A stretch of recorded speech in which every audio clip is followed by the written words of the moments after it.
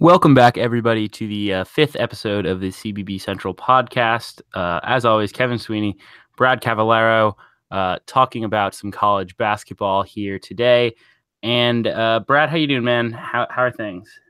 I'm doing pretty well. A very interesting night of college basketball. The craziest event of the night we're going to get to first, the slippery court of the Providence Seton Hall game. Not something that you see every day. Absolutely not. Yeah, I was actually at work at the time, and I saw a tweet, game suspended, and I was like, what is going on there? And then found out the details. I mean, kind of an odd situation. Not sure, how it could have been avoided necessarily, but I mean, let's get into it. What are your thoughts on the situation?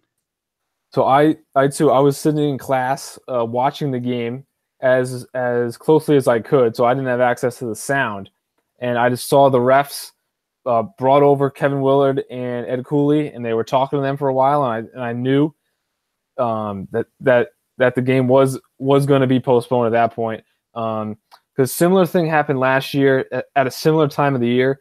Providence was playing Marquette. It was a crucial game for both teams in terms of tournament selection, and it was like a Saturday afternoon, and it was super warm in like the end of February, and that game actually was much worse in terms of conditions. Like I was not able to watch that game. I had known the result of that Providence Marquette game, and when I went back to watch it, I couldn't even finish it. It was so cringeworthy with everybody slipping and falling. So it's definitely something that the Dunkin' Donuts Center, which is Providence's home court, they definitely need to address that as soon as possible.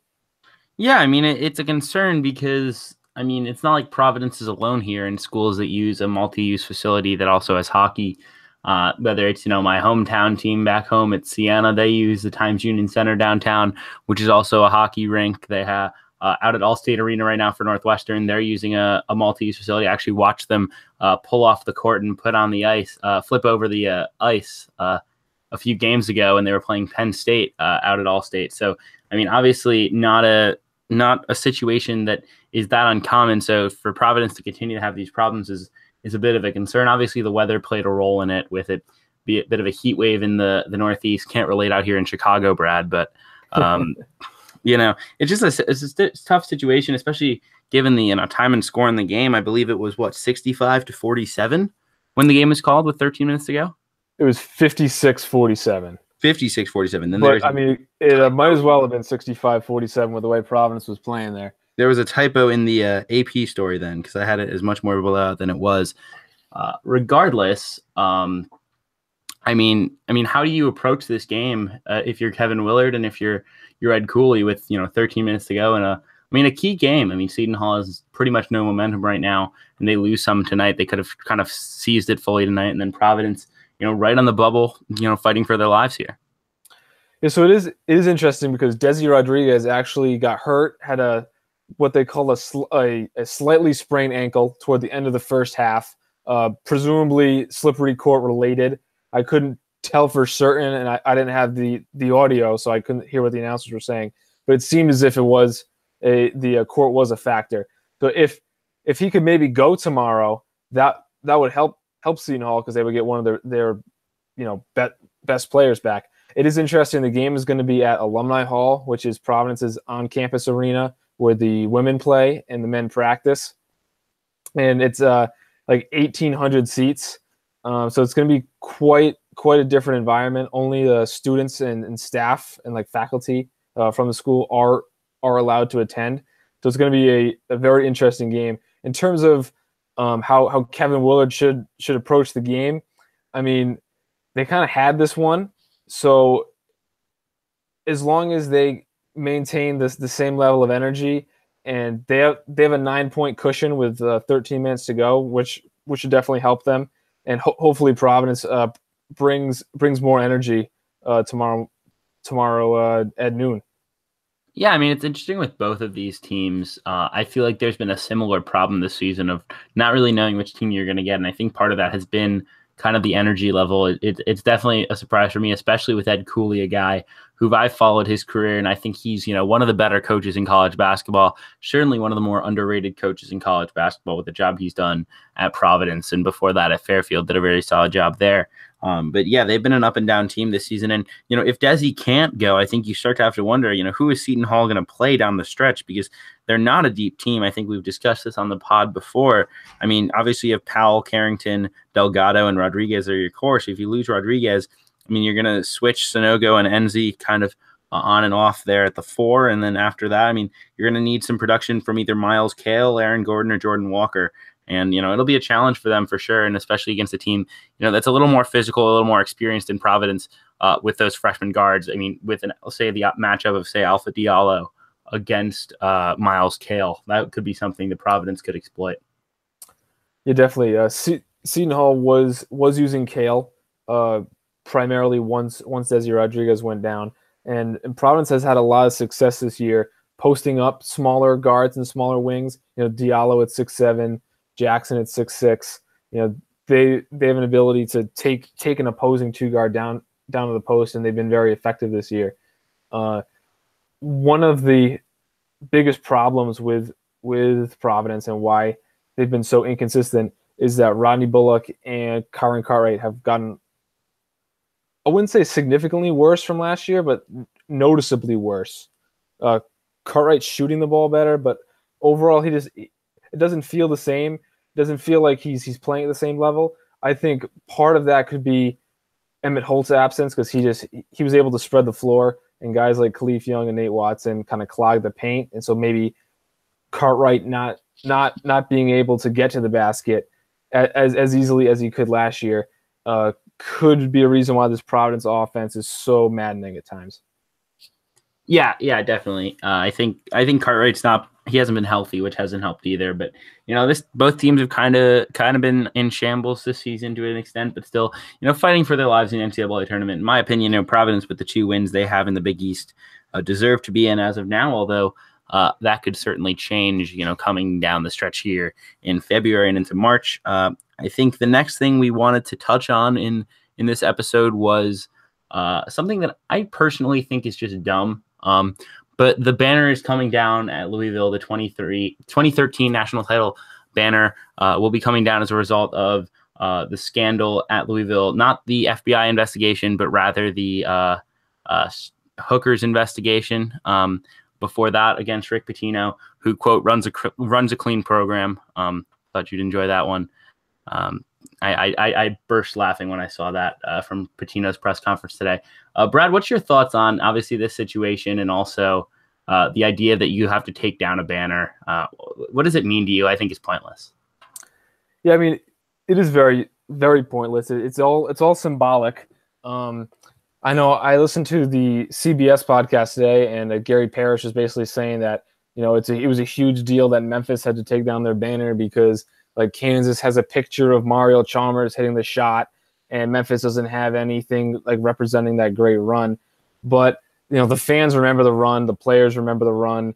It's so arbitrary to think that, or it's so like foolish to think that will make up for the wrong deeds, like the wrongdoing. Louisville made out great by not getting a scholarship ban. Losing even a few scholarships like Syracuse did, could have a major negative effect, especially when you look at how Cuse, when they only had 10 scholarships, it makes recruiting the margin for error is so much less. Like, you can't miss on a player. You don't even really have the space to develop players. You really need almost all of your guys to be instant impact guys. And we've seen it with Cuse, how they've gone from a team that with the Tyler Ennis team was way up there in the rankings, and since then, they could miss I think it's their 3rd tournament in 4 years if they were to miss this year. So that's a huge win for Louisville, avoiding that specific penalty. Yeah, I think Kevin Ware said it best. Still got this fat ass ring. I think that pretty much sums it up. We all know Louisville is the national champions in 2013, regardless of whether there's an asterisk there or not. I mean, you mentioned Syracuse and their scholarship ban. I mean, I think there's a pretty clear example of of an instance where it hurt, and that's with the recruitment of Kevin Herter, who's now one of the better players in the Big Ten at Maryland. Grew up in Clifton Park, New York, just outside of where I grew up, actually. got a chance to watch the herders grow up kind of with me and playing sports against me. And he would have been a guy who, I mean, I have no inside knowledge of his recruitment, but Syracuse had to have been near the top of his list, and Syracuse would only offer him as a 2017 player with a prep year contingency, basically, because they didn't have the scholarships in the 16 class. They had to wait until they got the full scholarships back for 2017 because they were short on scholarships due to this investigation, excuse me. And, that type guy like Kevin Herter, a 6'6" guy who could shoot the three, is exactly what the Syracuse team needs. And you have to wonder, I mean, these are the types of players that they've missed on.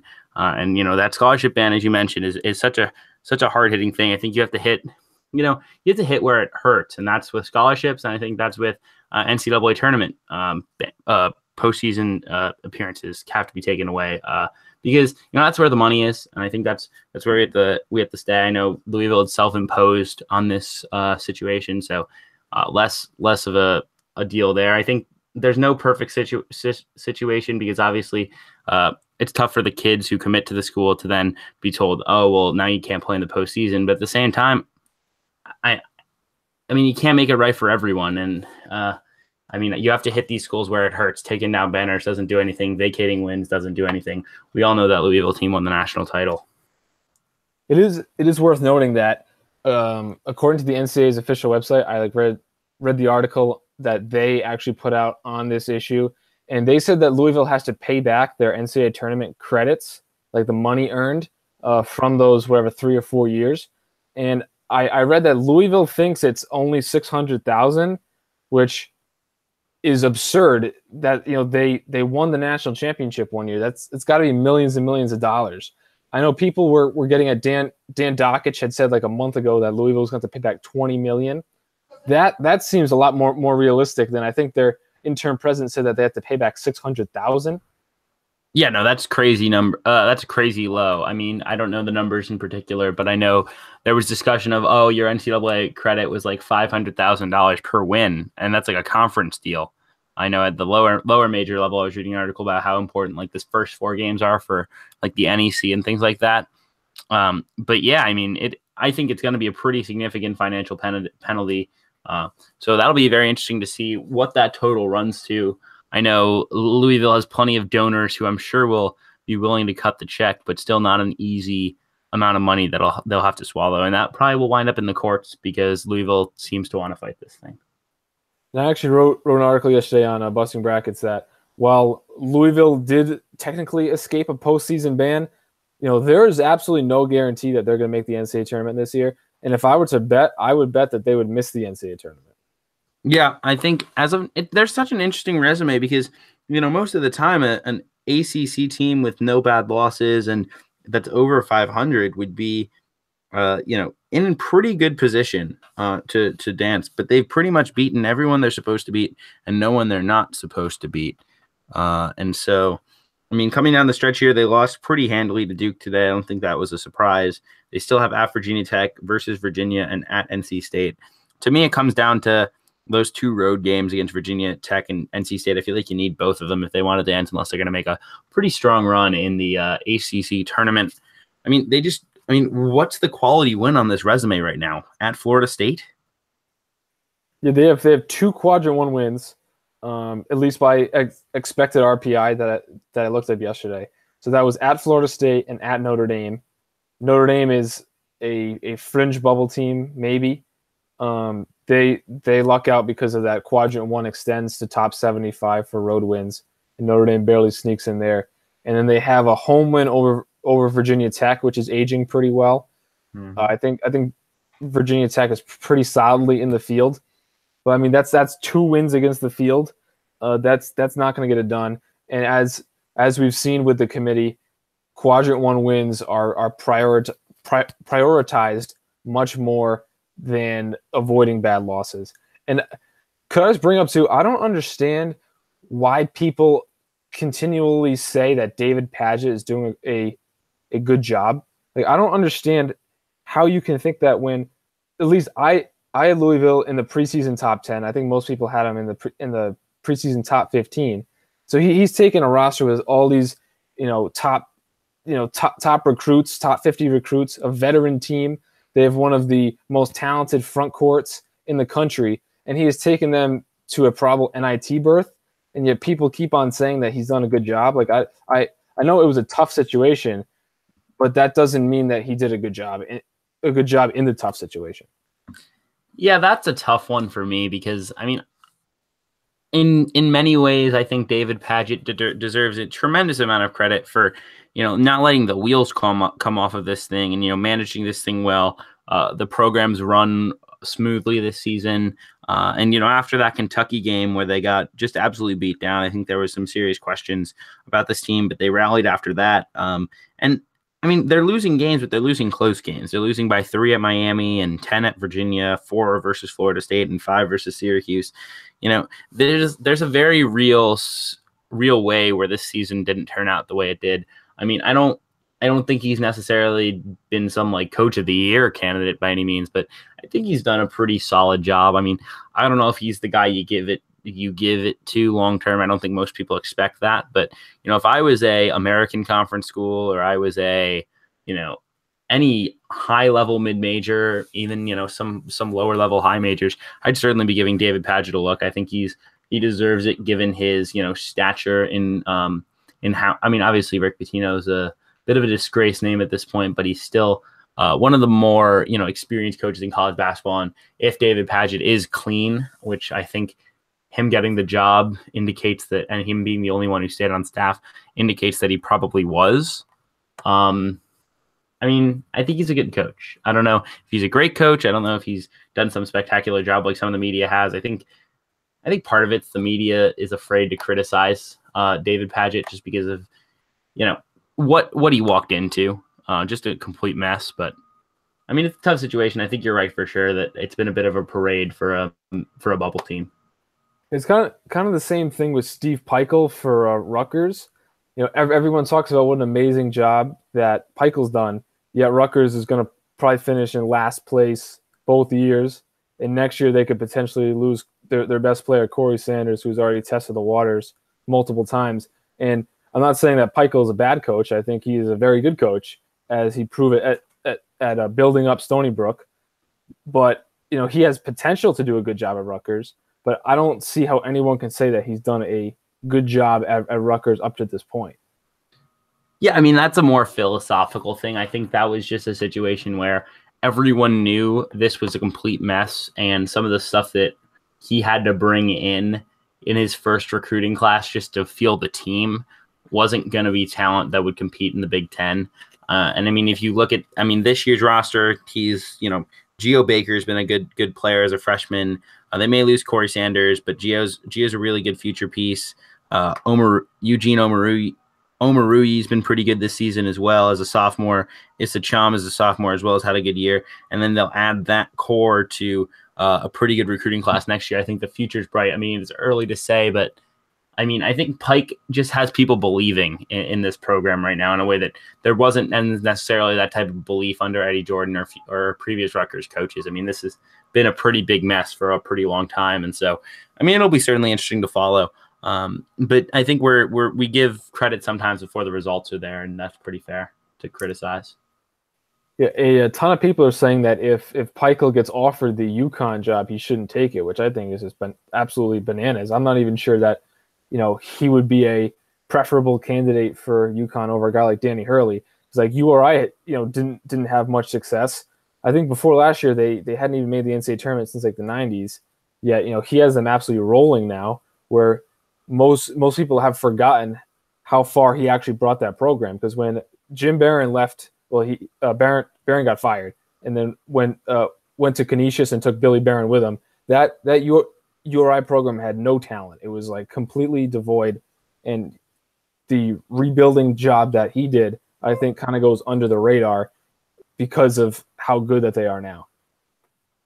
Yeah, no, I agree with you there. I mean, I think the idea that Peichel wouldn't accept UConn is kind of partially is a criticism of the UConn job that I don't necessarily agree with. I think the UConn's still a better job, and this is kind of a philosophical debate we can get into, especially if and when Kevin Ollie is fired. I think the idea, that Steve Pikiell's put in all this work to start the wheels in motion. I mean, all the hard work was the last 2 years for Steve Pikiell. I think next year is when you start to see some reward, and then the year after is when you can really start to see it heating up as they've honed in on some pretty high-level 2019 targets. I mean, it'll be interesting to see. Danny Hurley's done a great job, and we'll see. He could be a candidate at Louisville if and when Louisville opens, UConn if and when UConn opens. So that'll be a fun one to watch. Yeah, people are mentioning Hurley with Pitt too, which I think would also be a pretty good fit. It's pretty hard to come. There's no way to come up with candidates for Pitt. Yeah, there's no way I'm leaving Rhode Island for Pitt with the mess Pitt's in right now. Yeah, I could definitely see that. Pitt has a couple solid freshmen that are producing on this lackluster roster, but that would be quite the rebuilding job, especially after Kevin Stallings knew he was in for a rebuilding job.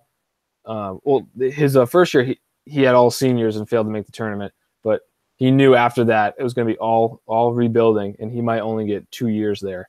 So it's not a great precedent to set for a future coach.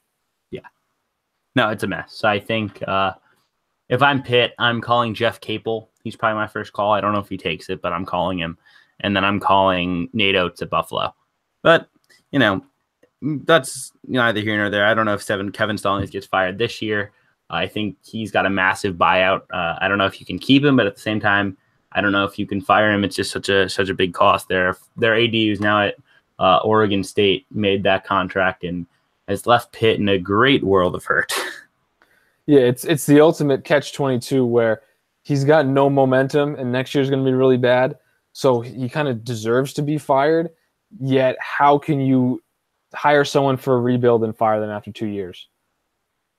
Yeah, I mean, the problem is, I think you can fire him on the fact that he didn't do anything in this rebuild. Like all he did, Kevin Stallings made one critical mistake last offseason, and that was instead of he wound up with all this roster space because he had all these guys transfer who were it's partially on Jamie Dixon for leaving him some lackluster talent, but he filled these roster spots with guys who are mid-major players. He took Samson George, who was let out of LOI at Iona to go there. He barely gets off the bench. He's a scholarship. Kenachukwu, I forget his name. They've got this Swedish big man who plays fairly sparingly. Like there's like 4 to 5 guys on this roster who are just nowhere close to ACC level players.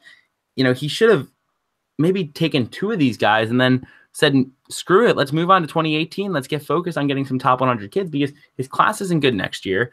I mean, unless he lands a really good grad transfer or 2, this team is going to win 3 or fewer games in the ACC next year. And attendance is absolutely hitting the bottom of the barrel right now at Peterson Event Center. At some point, I don't know if you can bring him back. I don't think coaches would be all that upset and not want to take a job because Kevin Stallings didn't get a 3rd year. I don't think Kevin Stallings is that well beloved in the coaching business. So that would be the case. Yeah, that's a very good point. And especially with the roster where I try to follow recruiting, I don't go out and like see these kids play like live, but I try to read, most of the recruiting news or try to remember who's going after who. And last spring, all these kids that ended up going to Pitt, I had barely heard of any of them.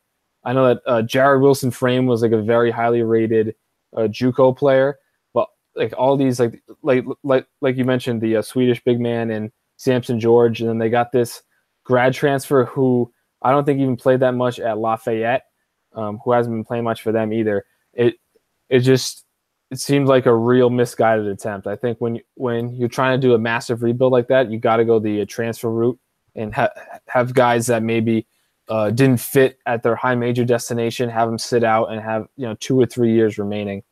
So that was kind of a philosophical error, I think, on Stallings' part.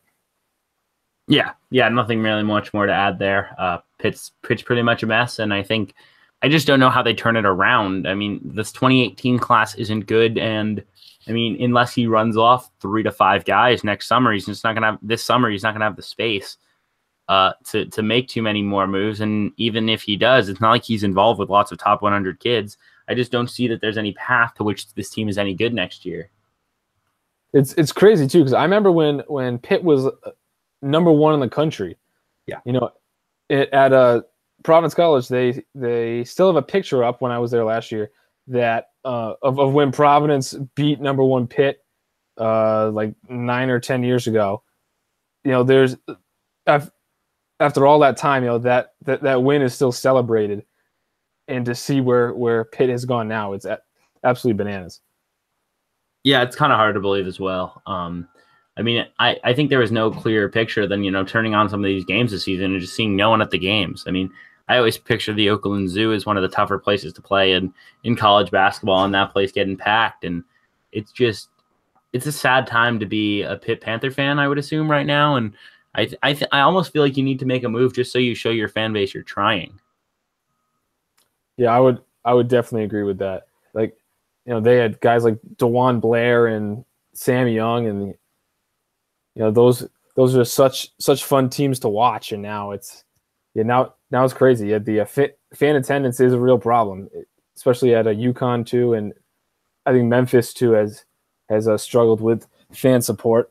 But transitioning to our next topic, the AAC, where UConn and Memphis are not in the AAC title race. Instead, we have Cincinnati, Wichita State, and Houston are all in the mix for the AAC regular season title. Cincy's currently up one game, and they have 4 remaining games. They have UConn and Tulsa at home, which are probably going to win those games. And then they go at Tulane, which should be a win, and then they have their toughest game at Wichita State. Wichita State is 1 game back Cincinnati. They go to at SMU, who is shorthanded. They go at UCF, who is also shorthanded, and then have that home game versus Cincinnati. And they beat Cincinnati last week on the road, so they would have the tiebreaker in that scenario. And then Houston has the most favorable ending schedule, but would not have the tiebreaker over Cincinnati. They have at Memphis, at SMU, and then home versus ECU and UConn. Yeah, it's an interesting race. I mean, I don't think I'd realized that Houston was in a position where if they win out, and you know, I think they'd need a little bit of help, but you know, they could win a AAC title this year. I mean, Cincinnati's recent struggles have certainly been interesting. I think that home game against Tulsa is a bit of a trap game this Sunday.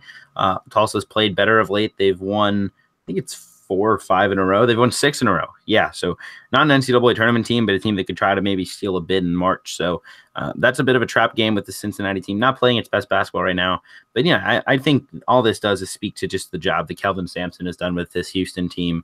I was not real high on this team coming into the year. I mean, Rob Gray, I knew was an elite scorer, but I just didn't see the talent around him, and they've gotten such good production from Corey Davis Jr.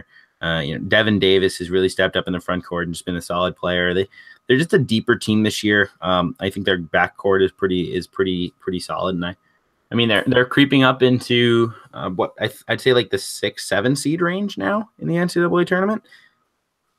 Yeah, they have a neutral court win over Providence. You know, they have some good wins in the AAC. They had another pretty good win, I think, too. They beat Arkansas big in the non-conference. Yeah, that was it. Yeah, they've done a great job of utilizing the JUCO market. I think Rob Gray was a JUCO. Devin Davis was a JUCO after he left Indiana. Corey Davis, who has been one of the biggest surprises for me, he was a junior college player. And then I'm not sure if Breon Brady, who's their starting center, was a JUCO, but he was like kind of a undervalued recruit who went to Houston, is having some immediate success there. So I think that this Houston team is in a pretty good position to get a favorable seed. I'm not sure that they're a team that I would feel comfortable picking for like a second weekend, like an upset to go to the second weekend. But nonetheless, the job that Kelvin Sampson and Houston has done should definitely be applauded. Yeah, for sure. I sort of agree with you there on the chance for a second weekend, just partially because I just don't necessarily know that their roster matches up well with like a 2 seed if they're on that 7 line, which I think would be a pretty safe projection. That's where Eli Becker, who we had on last episode, has in his recent bracketology on heatcheckcbb.com. I mean, and they're set up well for the future as well. I mean, they lose Rob Gray this year, they lose Devin Davis, but they bring in Dejan Giroux, who is a really talented recruit in the 2016 class out of the New Orleans area, I believe, and went to UMass last season under Derek Kellogg. Had some troubles, but played pretty well. Transferred after the year with his good friend Bryson Gresham. Both of those guys will be there next year after and as sophomores. And they also have a pretty solid recruiting class, new arena coming. So I think the future is bright. And the job that Kelvin Sampson once again has done with a program that's had virtually no real success in college basketball in recent history is pretty remarkable. Yeah, they had that one relatively recent tournament appearance where I think they won. I'm guessing it was Conference USA. I don't remember exactly when they made that tournament. But yeah, I like a lot of their guys that they have coming back. Armani Brooks was a very impressive player. The multiple times I've seen him, he's a very good shooter. It is worth noting that Giroux and Gresham are both sitting out at JUCO this year. So the commitment to Houston is just a verbal commit. Mm-hmm. So if a more tantalizing offer comes up in the spring, if a team has multiple defections, whether it be because of the FBI or whatever, Giroux and Gresham, are not bound to any LOI. They can make a nice move up for themselves. Yeah, and those guys, it was interesting because I think a lot of people, when they announced that those guys were transferring, a lot of schools were interested, and things kind of faded off, and they wound up committing to Houston in June.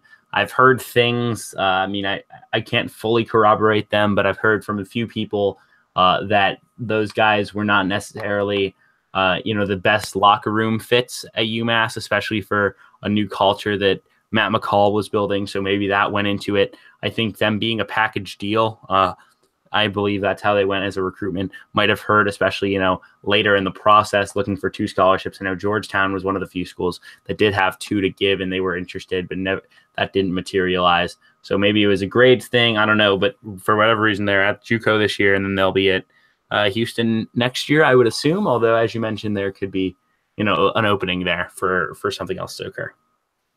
Yeah. So from what I've heard, it's the firmest package deal, like the most, how most package deals are kind of smoke and mirrors.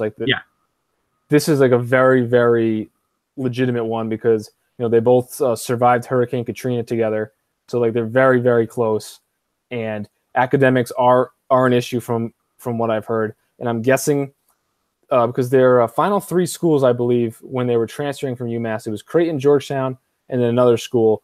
And I know that Creighton waited a while. It looked like it on paper it would be a good fit, but they ultimately filled their scholarship, and I'm guessing that the 2 couldn't get in there. But Houston has a nice pair of players.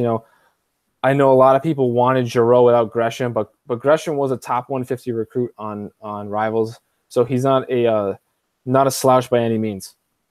Yeah, I think that's a good point. I think when Creighton took Damian Jefferson from New Mexico, who was a good transfer he was a wing, I believe. It was a good transfer, but not at the level of Giroux. I think that was a pretty clear sign that they weren't going to be able to take those 2 kids. Yeah, Gresham, I always say give bigs time. When you have a freshman guard come in and produce right away, I mean, that's a lot more common than seeing a big come in, especially at a level like the A10 where you're recruiting those 2 and 3 star bigs. Those guys, they can have a lot of upside, but it's just such a learning curve of A, getting in the gym and getting stronger, and B, developing that footwork and that feel on the floor. I mean, so many of these guys went to high schools where they were pretty much able to dunk everything and didn't really have to develop any fine-tuned skills. They were able to use so much strength and force to score so many of their points. And so I've always thought that, give these bigs a time. I mean, obviously you can't redshirt them all because they're always, you need a guy to fill rotation minutes, but the production side, I'm usually willing to give bigs another year before I'd give a guard another year. Yeah, that's an excellent point that, bigs have a steeper learning curve. Even the 5-star bigs, you look at Cameron Ridley. Cameron Ridley was awesome for the half of his senior year that he was, healthy. But before that, he was a major disappointment. Isaiah Austin as a freshman was a major disappointment. We're seeing that with Nick Richards right now on the Kentucky Wildcats. So these freshman 5-stars often get too high expectations placed upon them. They kind of, unlike mock drafts and stuff, they're kind of put in the same area as like a guard or a wing who's rated around the same area in like a recruiting service as them. But when you watch them play, in most cases, they need a lot more time. Between having more and more complicated defensive responsibilities and kind of asked to do different things on offense, it can be kind of a tough adjustment. Guys like Creighton really lucked out with Justin Patton, who he was super skilled, and he was one of the main reasons why Creighton made such a huge jump last year. Yeah, and he was a guy who kind of came out of nowhere, was a redshirt, and then I don't think anyone expected him to be a type of one and done type of player. His rise was similar to Anthony Davis, if I recall correctly, where it was a late growth spurt that helped him, and I think that's an interesting thing to look at. But speaking of Creighton and Creighton big men, that was one of the teams we wanted to touch on in this podcast, and this Creighton team kind of in a bit of a free fall lately, have lost 2 in a row. Before that, had lost to Xavier. The only win there, they have the win over DePaul by 1 and a win over Bemidji State, a D2 team. This team is kind of in a slide lately, especially without Martin Krampledge, who has been out for the year with the knee injury. He was so valuable to them because not only was he their number 1 rim protector, but he provided, he was a guy who kind of out of nowhere, I don't think really people knew him, but, averaging 12 points and 8 rebounds, playing efficient basketball, shooting about 67% from the field. It's been a huge loss for them. Toby Hegner has been solid, but he's not a big man who controls the glass like that. They've had to pull the red shirt of Jacob Epperson, who's been solid, but obviously just not the level of Krampledge. What do you see with this Creighton team right now as they're kind of in a skid? Yeah, so I think you really hit the nail on the head with the free fall happened at the same time with the loss of Martin Krampel. Krampel is, I think, he's definitely the most improved player in the country this year. I remember I watched a ton of Creighton games last year, and whenever he would get in, he was always lost. He was like a real liability, especially in the pick and roll on the defensive end. And I kind of wrote him off coming into this year. I had written a piece trying to predict the Creighton starting 5, and I kind of wrote off Krampel entirely. But he's really good. He's a great role man for the pick and roll offense. He can really shoot the ball. He's very athletic. He's a good rebounder. And, when he was healthy, Creighton kind of struggled at times on offense because they rely so much on Marcus Foster and Kyrie Thomas to create. They do not have very good point guard play, which is their other main issue. But now that Krampel's gone, it kind of even exacerbates that issue because as you had touched on previously, Hegner is a stretch 4 who's playing that 5. He does not like to mix it up at all. And the guy Manny Suarez, who is a Division II grad transfer, has kind of been a bust. So Creighton's in a bad spot. They need much better point guard play. Mintz and Alexander are kind of sharing it in an even timeshare, and neither guy is really getting the job done. I think one of the most underrated aspects of their point guard issues is Caleb Joseph. He's a guy who he had a very disappointing stint at Syracuse. Creighton invested a scholarship in him. He sat out last year. I had figured he would be the starting point guard coming into the year, but his struggles from Syracuse have carried over, and he's been a total non-factor. Yeah, it's interesting because I actually don't think point guard is quite as big an issue as you make it out to be with this Creighton team. I think when I saw them in person in November against Northwestern, the one thing I was kind of shook by, because I came into the season saying, who's their point guard? How are they going to play? That's kind of my big concern, that in the front court. And to see the way they run their offense, it's just so positionless, and the ball flows pretty nicely between Foster and Thomas, and obviously not having Krampel Crumple really hurts because he's a guy who can put the ball on the deck a little bit. He can post up. He can do a lot of different things, but they can go 5 out. He can get some one-on-one matchups, which is kind of one thing they miss in their offense. And, when they space it out with like a Ronnie Harrell at the 4, or they go 4 guards and they have Tyshawn Alexander in the game, who's had a nice freshman season, along with Mitch Ballack, another freshman who's been pretty good. I think it's a really interesting case to follow with this Creighton team because I don't think, while point guard isn't necessarily the biggest deal, I think it'll hurt them in trying to finish games down the stretch. Having a guy who you want with the ball in their hands. I know Foster's a senior. Kyrie Thomas is, I believe, a senior. He's a junior, but he might leave for the draft. So two experienced guys nonetheless, but not guys who are necessarily primary ball handlers by trade, and that can be something to monitor down the stretch of games, especially in March. Yeah, and in regards to Kyrie Thomas, I mean, people are saying that D'Anthony Melton from USC is like a lock first rounder. Well, Kyrie Thomas plays the same role and is so much better than Melton. I think Thomas is one of the most underrated players in the country.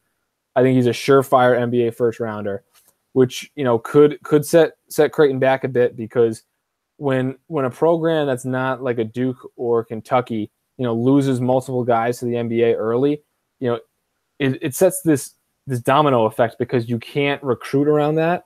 Where a guy like Kyrie Thomas, he's not a good enough recruit where an incoming recruit says, well, Thomas will be gone and I'll be able to take his minutes, or Patton will be gone. These kind of unexpected kind of stock explosions, can really have a lasting impact.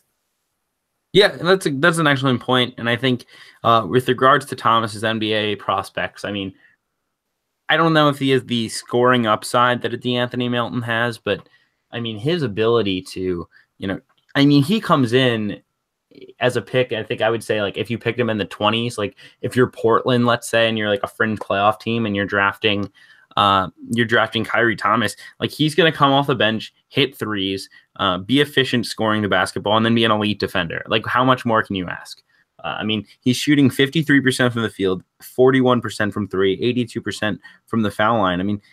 We talk about this guy's defense, but we kind of forget him. He's averaging 15 points a game. He's nearing elite territory in terms of shooter at 50, 40, 80.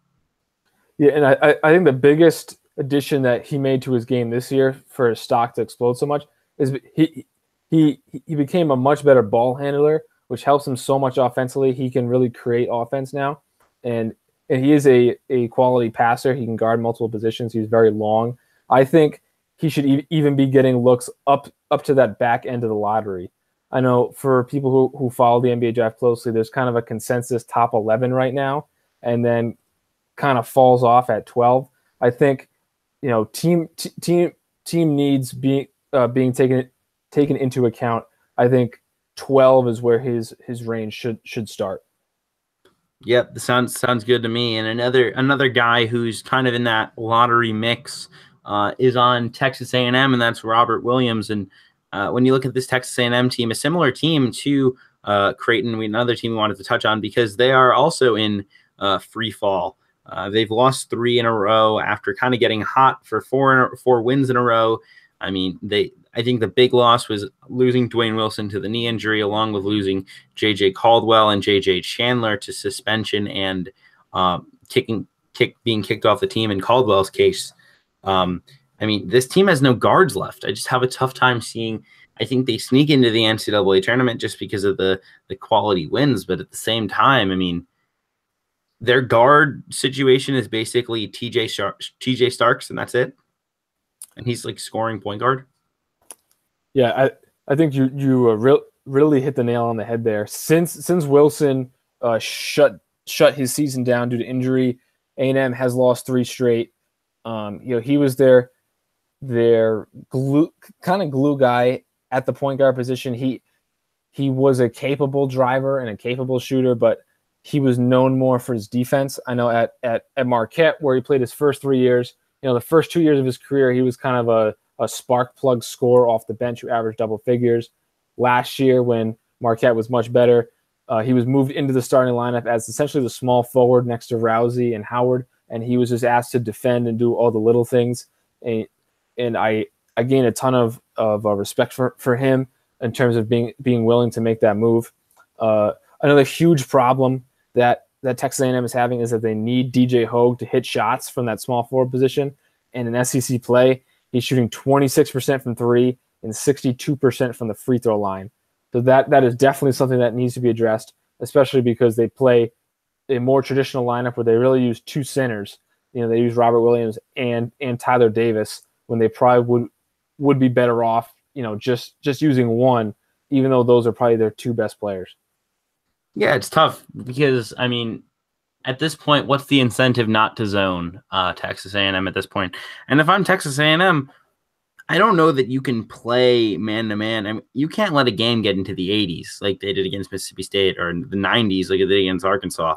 I think you have to zone it when you have, Tyler Davis, Robert Williams, DJ Hogue. That's a lot of length across the back line of your 2-3. Let's say they're going to go with.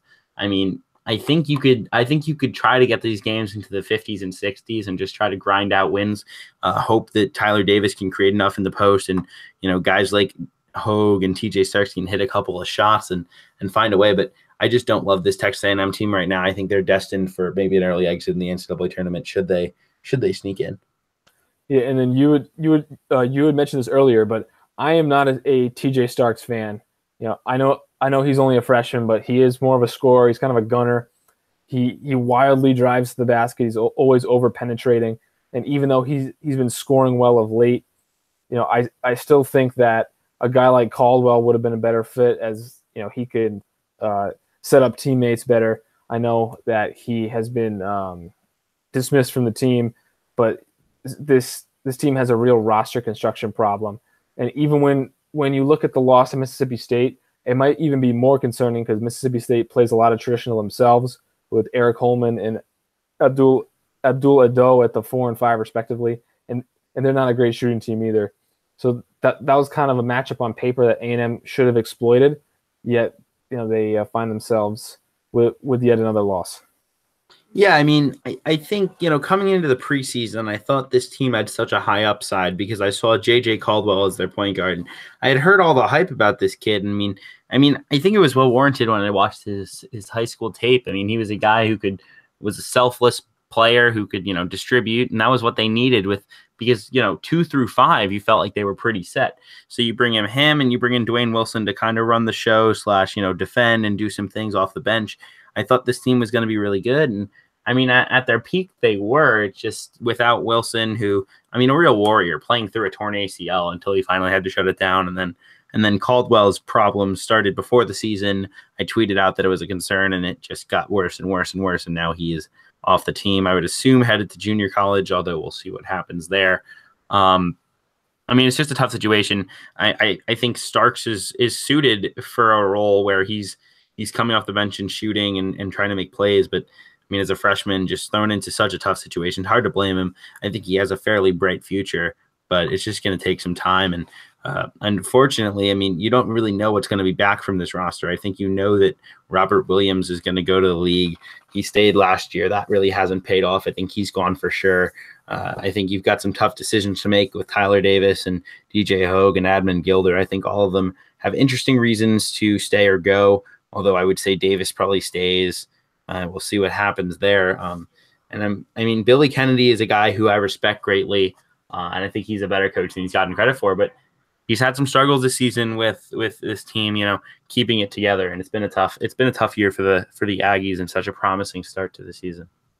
Yeah, I was surprised to see Kennedy on hot seat lists. I never even considered that his job may be in jeopardy. I mean, with Texas A&M's current metrics and RPI and stuff, they're probably making the tournament. They probably only need like 1 or 2 more wins, like not even quality wins, just wins in general to lock up a bid. And then Hogue could go pro. Gilder and Davis, I think, should probably come back for another year. Davis is one of those cases where his style of play isn't really what the NBA is looking for anymore. So it doesn't really make a whole lot of sense to come back because his stock won't improve too much. Yet, he won't necessarily get drafted for sure. If he goes, it's kind of a tough spot to be in. Right. But it really seems to me that more teams this year than ever have had these wild roller coaster seasons of, being up and down and up, between A&M, Arkansas has had some crazy swings. Providence has had some swings. Arizona State, so all these teams have been so all over the map this year. Yeah, it's been a nuts year. I think parity is pretty high in college basketball. I think we say this every year, but especially this year, and it's been fun to watch. I know Arkansas is a team that's just different when it's at home. When they play at Bud Walton, and I know they lost last night there to Kentucky, who has had a nice little resurgence. They lost pretty handily to the Wildcats last night, but this team blew out A&M at home. They blew out Vandy at home in South Carolina. They got handled by LSU on the road, handled by A&M on the road. Needed double overtime to beat Georgia on the road. Lost at Florida. Lost at Auburn, at Mississippi State. This team, and then they lost in the non-conference. And their only true road game of the non-conference, it appears, they lost at Houston by 26. I mean, what do you make of a team that this season is, stands 2-6 on the road, but 14-2 at home? And I think this is kind of a philosophical question the committee has to deal with. Yeah, I've been fooled by all of these roller coaster teams. I thrust Oklahoma into the top 5 at one point. I had Florida at the top 5 at one point. Arizona State. I had Arkansas probably in the 20s at one point. I just consistently have proven that I have no idea what to do with these teams that their stars burn fast and bright. Yeah, and I think there's a lot of teams that are just the way their rosters are constructed this year, where when they're great, they look great. Like an Arkansas, for instance. They have 2 really excellent players in Jalen Barford and Daryl Macon, and then Daniel Gafford's and a pretty solid freshman big man had a nice year. They get stuff from their other pieces. This is a team that I would want to see. But when it's just Barford and Macon, if one of those guys doesn't go off, they're screwed against good competition. And so I think there's similar things like Arizona State is pretty one-dimensional offensively, things like that. So I think that's kind of where it is, and I think it's kind of part of the NBA-ification, if you will, of the college game. Is you look at teams now and they're building backcourts of building star backcourts or relying on the 3 more. Florida's a team that's very 3-point reliant as well. And so when you're a team like that, I think that causes some of that up and down nature. Yeah, Arkansas is a team that when they were playing really well, it was because their role players were really excelling. Guys like Thompson and Adriel Bailey and C.J. Jones, but you can't count on those guys to give you production every night. And having guys like Macon and Barford, who are a lot of one-on-one, it can cause these wild swings. Oklahoma's another team that relies so much on Trae Young that there's wild swings. Arizona State with Holder and Evans, same thing. So it's the teams with more balance, like the Villanovas and the Virginias, the more balanced scoring, where you've seen a more consistent performance out of them. Yep. Yeah, I think that's fair. I mean, I read the piece today that Eli, who was on the show the other day, wrote about how teams who play at slower paces are generally less well equipped to win in the NCAA tournament, and use some really interesting statistics to back it up. Definitely recommend you guys all give that one a read. But I mean, at the same time, you look at these teams, and those are the teams I trust going into March. So it'll be definitely interesting to see when the brackets come out, what types of matchups we can look for. I'm sure it's going to be absolute mayhem. Yep. And so then lastly, we were just going to touch on some mid-major teams to look out for. I know that, Kevin, you do a lot of mid-major writing over at CBB Central. You had a piece recently on mid-major teams that have surprised this year. So did you want to kind of touch on that first? Yeah, I mean, it was something I hadn't written in quite a while for the site, which was kind of a frustration of mine, but something that just happens when you're busy with school and with the podcast, and and just the college basketball season, you can't take a night to write when you're watching games all night. But yeah, I touched on a few teams. I think Rider's a team that I've watched a couple times recently and just been super impressed by them, because I came into the season, I had pretty much no fanfare, and this team is now winners of 10 in a row. They're in first in the MAC, and this team, they're built, I think, to win in March, depending on the matchup, because other than their 5'11" point guard, Stevie Jordan, who kind of runs the show and does a little bit of everything for him, rebounds the ball pretty well for a small guard, they just go up and down the lineup with 6'4" to 6'7" kids who can rebound and are really athletic and can shoot the ball. Demencio Vaughn's been a surprise as a redshirt freshman. Fred Scott, who transferred in from DePaul after playing only a couple of games there, he's been excellent. Jordan Allen's another redshirt freshman. I mean, this team has a chance to – I mean, they already beat Penn State this season at Bryce Jordan. I don't know. I mean, we'll see with this team. It's going to be very matchup dependent whether I pick this team to pull an upset. But, I mean, if they played a team like, say, I don't think Florida will be seeded this well, but if they played a team like Florida who didn't have the size to really exploit them down low, I would be very nervous if I were playing Rider, because they're so athletic and I think they can defend in space in a way that you wouldn't expect for a mid-major. Yeah, I saw them play in person earlier this year, and they were very impressive. They hit a ton of shots. They really gave Providence all that they could handle. The kid Jordan Allen, he had a really good game. He hit a ton of clutch 3-pointers to keep Rider in the game. And Providence barely escaped with a win in that one. And I know you touched on this too, that Rider won at Penn State, and that's a win that certainly has aged well. So maybe if they can get to the 14 line, or maybe even with some conference tournament upsets, they could even make the 13 line. That could be a potentially dangerous team. Yeah, the RPI looks good. They're at 62 in the RPI, and if they continue to win, I mean, I think they could absolutely get onto the 13 line and be dangerous there. It'll be the first. I mean, the one thing I will say is that the MAC has not had good luck sending its top seeds to the big dance. Actually, since 2010, when Siena sent their final of their three-peat, there hasn't been a 1 seed win the MAC tournament, which is quite a crazy stat. I think it's the longest such streak in the country. But yeah, it's been pretty wild. I know last year Monmouth got upset by Siena in a ball game that was just absolute bananas, and one of the best games I've ever watched in person. But I mean, I digress. It's a crazy stat. So Rider will certainly have a challenge. They'll have to beat Iona, who is a bit down this year, but always is tough. And Canisius has a pretty good team. But if they can find their way into March, I like these Broncs. Yeah, definitely. It was last year, right, when Monmouth lost, and then everyone on Twitter was talking about how it's like philosophically wrong that these leagues are letting their NCAA tournament representative be the conference tournament. Like they should send the conference regular season because it's the best team. But then people were saying no, but they need the money for the tournament.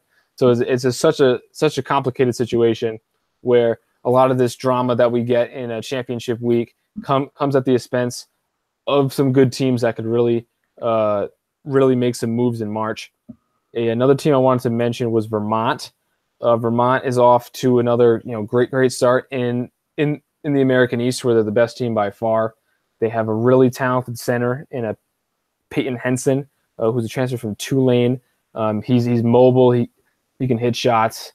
He's a very good player. They also have Trey Bell Haynes, who's a very solid point guard. He's won American East Player of the Year previously, I think. And they've accomplished their great record to this point, mostly without Anthony Lamb, who some consider to be their best player. He's a sophomore, kind of combo forward, like a big body guy.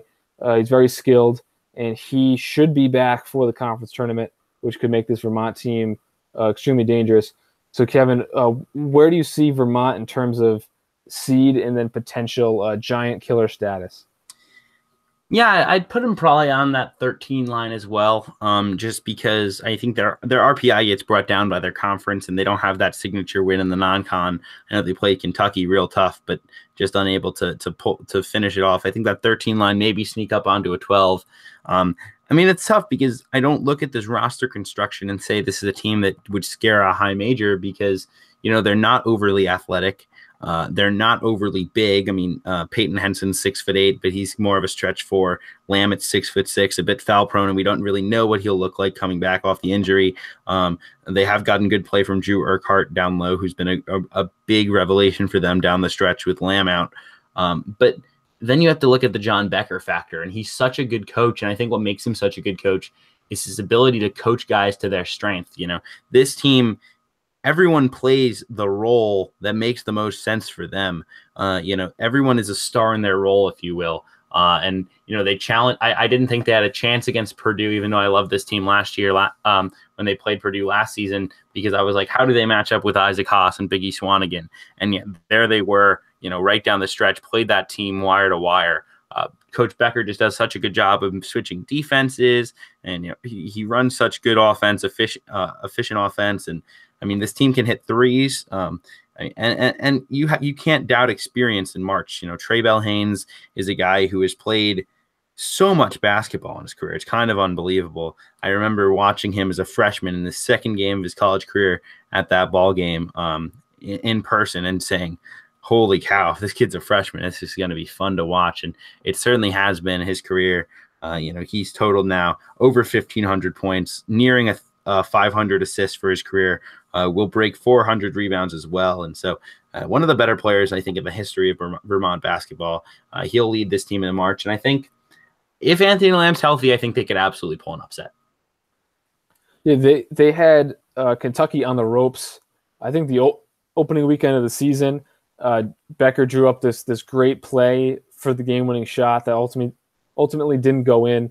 But between that and their strong performance last year against Purdue in the NCAA tournament with largely the same core of players, I think this Vermont team, definitely is one to watch out for. Did you have another team that you wanted to bring up, Kevin?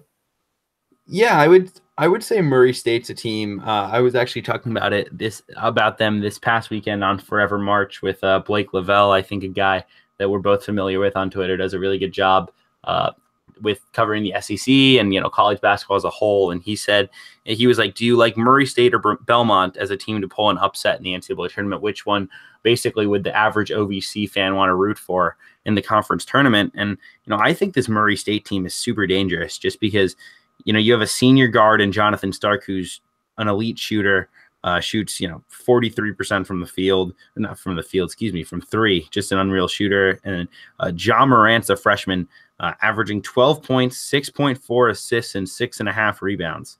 I mean that's some unbelievable statistics at 6'3". I mean, this kid is going to be an absolute superstar in the OVC, this year and beyond. Or he's already a star, and they're deeper. Jalen Dupree gives them some good minutes in the front court. Terrell Miller is an underrated stretch four for them, who does a lot of things offensively. And so I think that's a team that could pull some upsets. And then also Loyola Chicago is a team I've pretty much touched on a fair amount out of Missouri Valley. Just clinched the Missouri Valley title tonight. Shout out Porter Mosier. He's done an amazing job with this team, and I think they can make a ton of noise. They sold out their final home game against Illinois State this weekend. Will not be making the trip, unfortunately. Thought about it, but decided better of it given my my commitments for the weekend, and figure I'll just be home watching games. But those are two teams I think could absolutely pull some upsets on that 12 or 13 line. Yeah, I really like Loyola Illinois, especially they have this switchable kind of small players with Dante Ingram, who combo forward, and Andre Jackson, who's like this super efficient, kind of a power forward who also plays some five. And they've gotten great play from a freshman big man whose name escapes me. It is Cameron Krutwig. Yeah. Totally off the radar recruit who's averaged double figures for them. And they actually run a lot of offense through him too. So definitely a fun team to watch.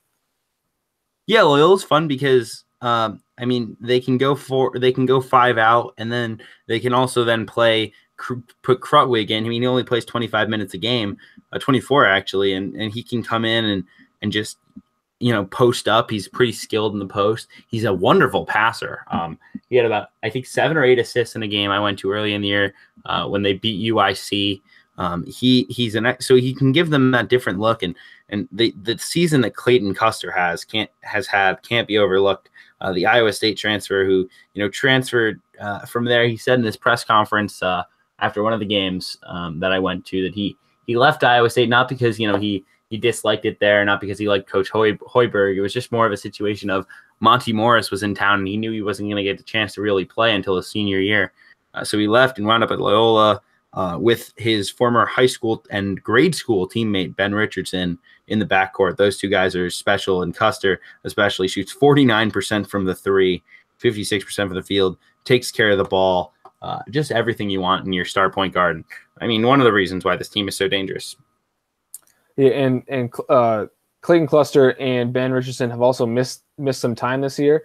So now that they're back and Loyola has this full complement of guys, they're even more dangerous. They could probably have a 12 seed, which would put them in that nice, 12-5 matchup where every year we get at least one upset. And their guy, Andre Jackson, he's a really unique player where he's shooting 59% from the field, and he shot like 68% from the field last year. And you would think it's all like offensive rebounds and putbacks and stuff. But no, he does a lot of, facing it from the high post and putting the ball on the floor, a lot of runners and floaters. So he's a very, very unique player, and one who, when I was writing my Loyola preview this summer, he really caught my eye.